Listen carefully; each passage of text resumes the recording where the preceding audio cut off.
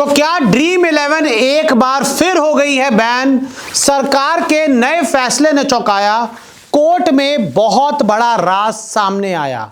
अगर आप सब ड्रीम 11 के फैन हैं, एमपीएल के फैन हैं, माई 11 सर्कल के फैंस हैं, तो आपके लिए यह वीडियो एक बुरी खबर लेकर आई है और शायद तय हिंदुस्तान में फैंटेसी एप्स की विदाई है। क्या है पूरा मामला, आपको बताते हैं। तो देखिए, सरकार ने मनी गेम्स बैन कर दी थी। हम सब जानते हैं कि सरकार ने 4-5 महीने पहले एक बिल पास करवाकर जितनी भी मनी गेम्स चल रही थी फैंटेसी ऐप पर, उनको पूरी तरह से बंद कर दिया था।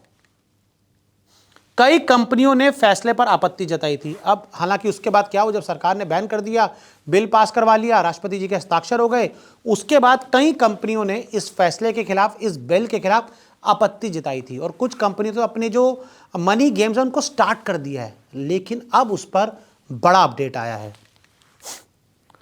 मामला मंगलवार को सुप्रीम कोर्ट पहुंचा और मैं आपको बता दूं कि सुप्रीम कोर्ट में इस पूरे मामले को लेकर मंगलवार को सुनवाई हुई।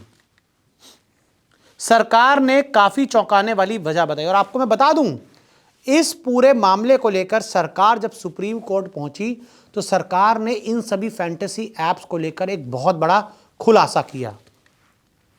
सरकार ने कोर्ट में हलफनामा दायर किया और सरकार ने कोर्ट में अपनी तरफ से एक हलफनामा दायर किया जिसमें बहुत बड़ा खुलासा हुआ है। ऑनलाइन मनी गेम्स का तार मनी लॉन्ड्रिंग और आतंकवादी फंडिंग से।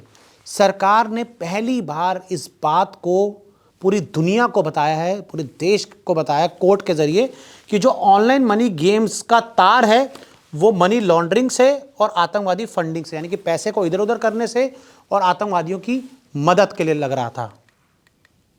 नेशनल सिक्योरिटी, पब्लिक ऑर्डर और राज्य की एकता को खतरा था। सरकार ने ये सब पॉइंट्स बताए हैं कि हमने जो फैंटेसी ऐप को बैन किया वो इसलिए किया कि नेशनल सिक्योरिटी खतरे में थी, पब्लिक ऑर्डर खराब हो रहा था और राज्य की एकता को भी बहुत बड़ा खतरा था।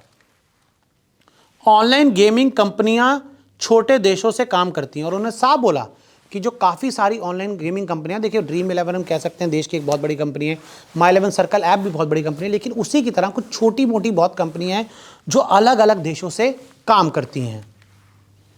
भारत में रजिस्टर्ड अकाउंट नकली लोगों के नाम पर खोले जाते हैं और उन्होंने बताया कि जो भारत में रजिस्टर्ड अकाउंट खोले जा रहे हैं, जो ड्रीम 11 पर, जितने भी दूसरी ऐप्स पर, वो नकली लोगों के नाम पर खोले जा रहे हैं, नकली आधार कार्ड के नाम पे।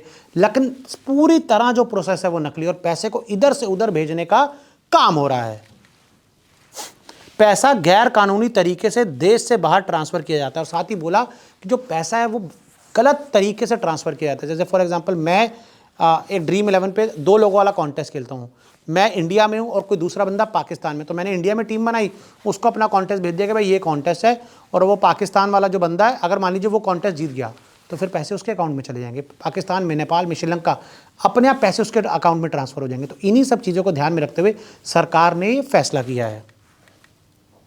कानून को अभी तक नोटिफाई नहीं किया गया, हालांकि अभी तक मैं आपको बता दूं कि सरकार ने इसको कानून नहीं बनाया गया, कानून अभी तक नोटिफाई नहीं हुआ है।